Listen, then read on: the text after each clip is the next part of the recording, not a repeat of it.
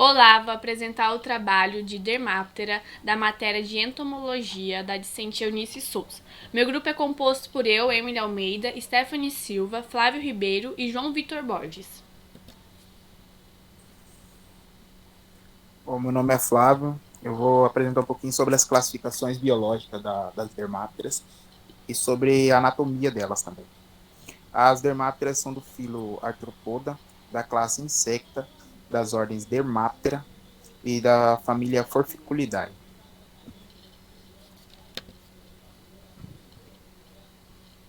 As dermápteras vêm do grego derma, que significa pele, e pteron, que significa asas, em referência às asas anteriores do tipo coriáceas. São os insetos popularmente conhecidos como tesouras ou tesourinhas, por apresentarem um par de cercos em forma de pinça no ápice do abdômen, usados para defesa ou durante o corte, sendo inofensivos para o homem.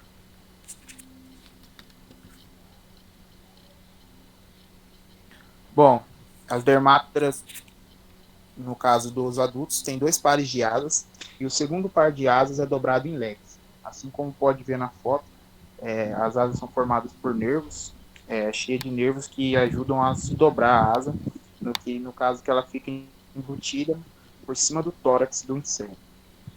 Isso ajuda a proteção deles, né, para não quebrar as asas.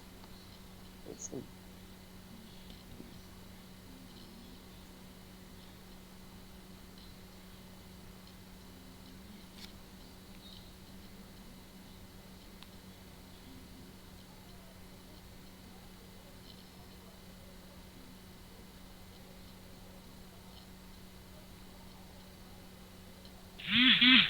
São conhecidas cerca de 2.200 espécies, 45 delas no Brasil, como besourinhos da família Estapelinidae.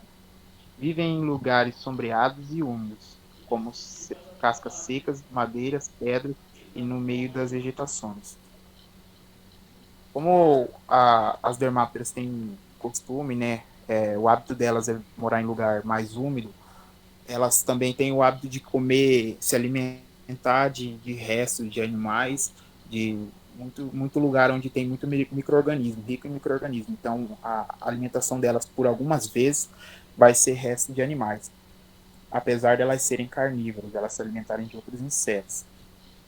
São onívoros e também apresentam importância por serem predadores de ovos e largatas de alguns lepidópteros, ou consumirem inflorescência, no caso, se alimentarem da inflorescência de algumas plantas. As espécies têm diversos nomes populares, como bicha-cadela, bicho da lenha, rapinho, rapelho, raspelho e tesoura. No caso do Brasil, é mais conhecido como tesoura, tesourinha e em algumas regiões também pode ser conhecida como lacraia. E já o nome bicha-cadela ou bicho da lenha já é mais um nome do exterior, como em Portugal ela é muito conhecida por esse nome. Algumas características da tesourinha, né, que é as dermápteras, é o comprimento de 4 a 80 milímetros, cor marrom brilhante, mas não necessariamente sempre vai ser da cor marrom brilhante, às vezes vai ser uma cor mais escurecida delas, né, ou mais clara um pouco. Há casos raros de ter dermápteras da cor verde ou azul metálico, mas isso é um caso raro, ainda não tem muitas espécies dessas. Bainhas e asas, bainha das asas e pernas amareladas. No caso, sempre a bainha das asas e as pernas vão ser um tom mais claro do que o corpo, o tórax e o abdômen, no caso. Então, sempre a bainha e as pernas vai ser mais claras. Os ovos são postos na primavera e no outono. Então, essa vai ser o período reprodutivo das dermátoras, como vai ser explicado daqui para frente pelos colegas. Mas durante a primavera e o outono, que é o período reprodutivo delas. As larvas têm a mesma forma do indivíduo adulto. No caso, a partir do momento que a larva sai do ovo, ela já tem aquela forma das dermáteras pronta, com a pinça, o abdômen e o tórax formado.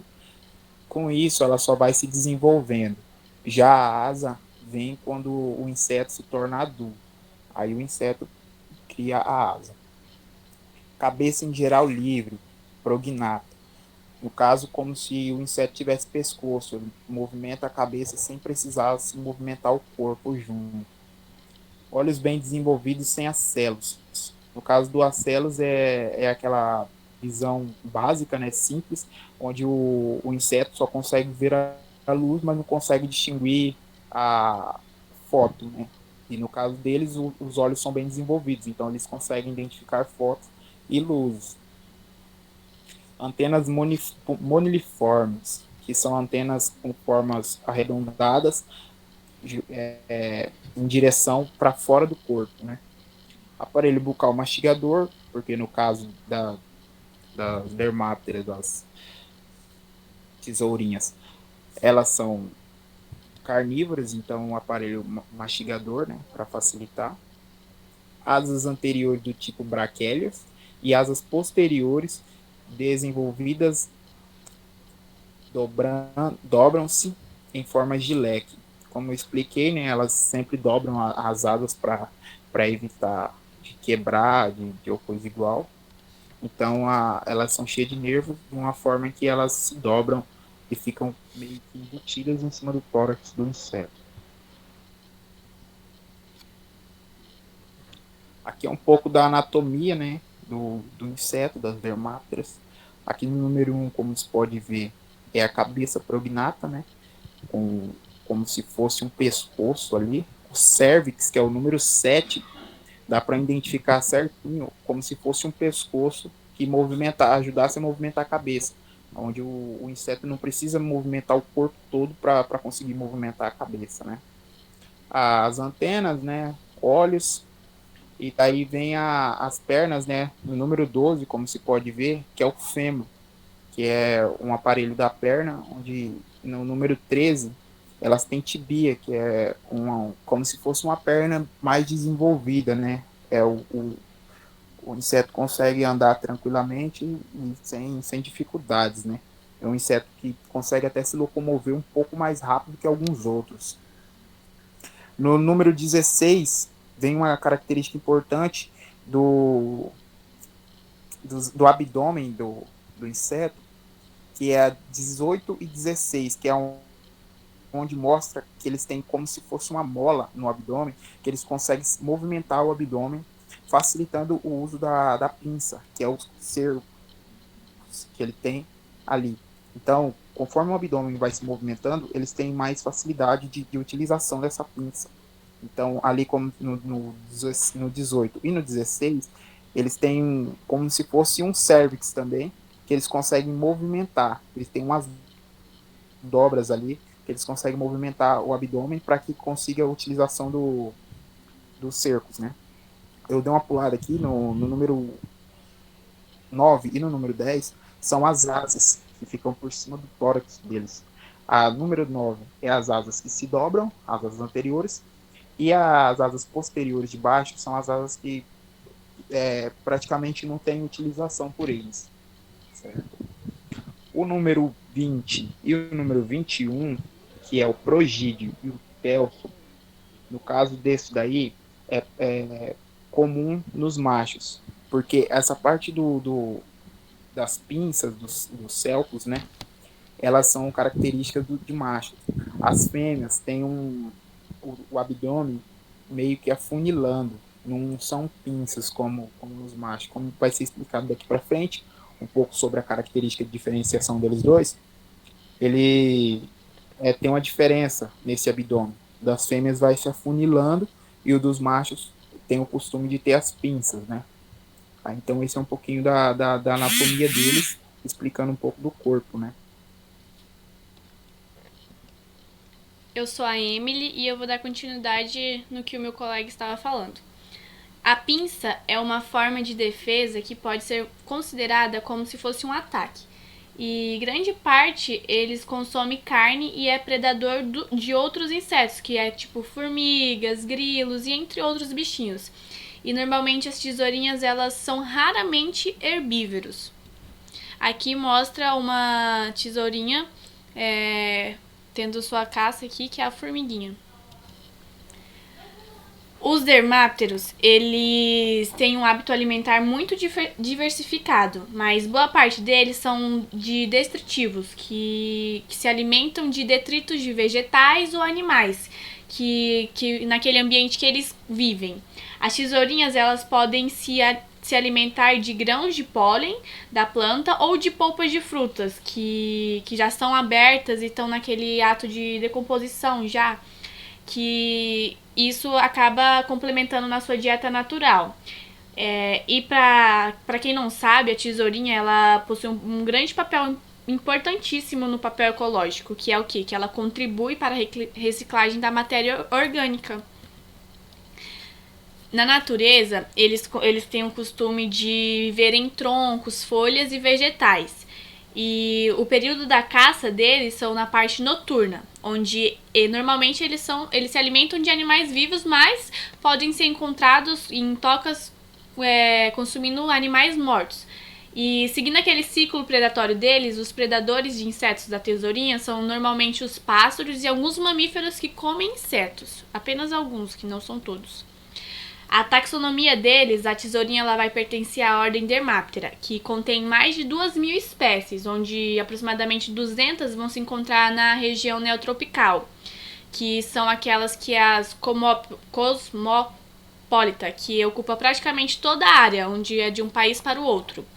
E a subordem da tesourinha ela é dividida em 3 partes, a arichenina, forficulina e hermimerina.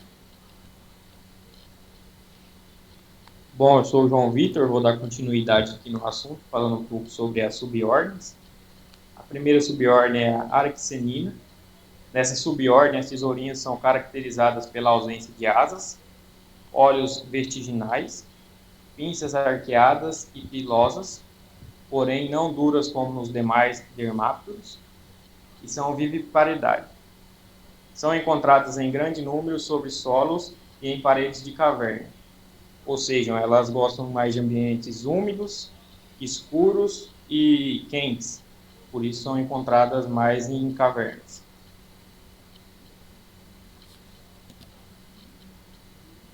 Forficulina. É o grupo mais conhecido e é subdividido em 6 famílias. A Frigidignidae, Anisolabidae, Labidae, Labiduridae, Chalizoridae e a Forficulidae. As espécies de tesoura mais conhecidas são as pertencentes à família Forficulidae, dos gêneros Doro spp e Forficulida spp. A família Anisolabidae é considerada a mais primitiva da ordem, sendo registrado até o momento 10 fósseis do período Jurássico. Ou seja, foi a família que foi descoberta primeiro, tem vestígio de ser a mais antiga, né?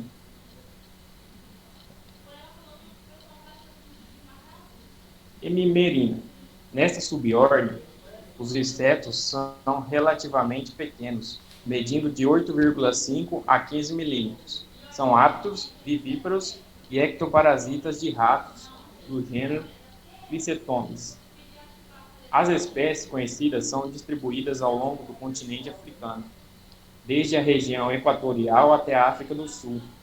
A caracterização dessa subordem dá-se pela ausência dos olhos, pinças mais alongadas e antenas bem desenvolvidas, enquanto que as pernas, embora curtas e robustas, estão adaptadas para se locomover rapidamente por entre os pelos dos hospedeiros, como é amplo, achatado e com pelos curtos. Nesse caso aqui, elas são parasitas de ratos, né? Por isso que tem essa modificação aí nas pernas. Bom, meu nome é Stephanie e eu vou falar um pouco sobre a reprodução. As tesourinhas apresentam a reprodução sexuada, com espécies ovivíparas. Na parte do macho, acontece o corte, que são as vibrações das antenas. As fêmeas, elas costumam construir câmeras subterrâneas, utilizando a sua mandíbula, onde elas depositam seus ovos ao longo de 2 a 3 dias. Pode até ser mais, podendo demorar mais de 10 dias para todos os ovos dela serem postos. Existe um cuidado parental até na terceira fase da insta da larva, que após esse período pode ocorrer o canibalismo, pois sua progenitora pode não reconhecer a sua própria pole. E também o local de oviposição variam de acordo com o ambiente, o clima, a qual os insetos são inseridos. Geralmente são mais em solos ou fendas sombreadas e úmidas.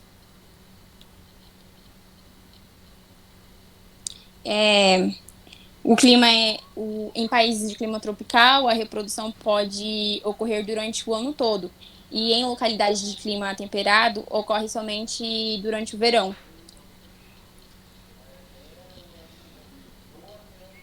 Já o ciclo de vida desses insetos é de metamorfose incompleta. Ou seja, ele passa pelo estágio de ovo, de ninfa e de adulto. A Durulutipes, por exemplo, possui um ciclo médio de 210 dias, com 7,5 dias de incubação a 34 dias de período ninfal. Eles apresentam um ciclo de vida longo, com o adulto apresentando a longevidade próxima a 1 ano. As ninfas e adultos são predadores de ovo e largatas pequenas. No fim do ciclo evolutivo, o animal apresenta asas pequenas, bem desenvolvidas, as quais transformam em asas verdadeiras com a última equidise deles. E dessa forma, o indivíduo é considerado adulto. O ciclo evolutivo completo nos países de clima frio pode variar praticamente a 1 ano.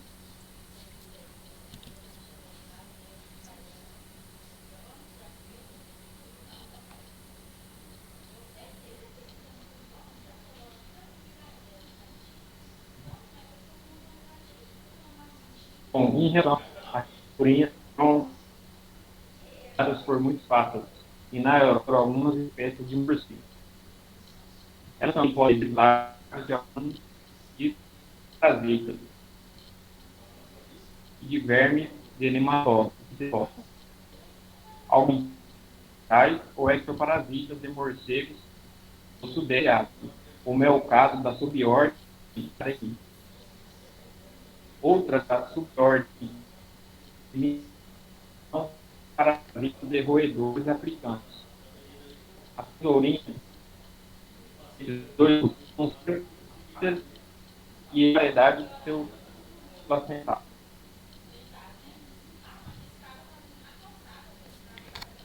Eu vou falar um pouquinho sobre a predação. As tesourinhas, elas são predadas por muitos pássaros, por algumas espécies de morcegos.